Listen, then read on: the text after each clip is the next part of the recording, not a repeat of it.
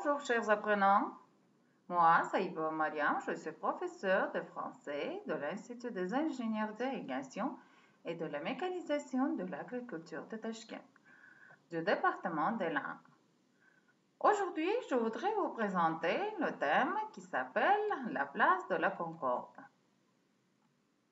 La place de la Concorde, avec 8,64 hectares, est la plus grande place de Paris. Le nom aurait été choisi par le Directoire pour marquer la réconciliation des Français après les excès de la Terreur.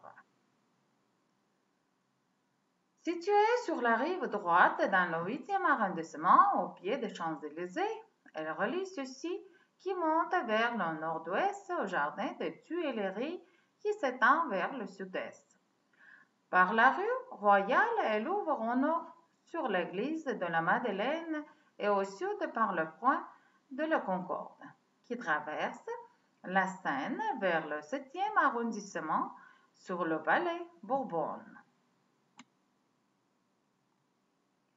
Administrativement, la place elle-même est située dans le quartier des Champs-Élysées, dont elle est l'extrémité orientale.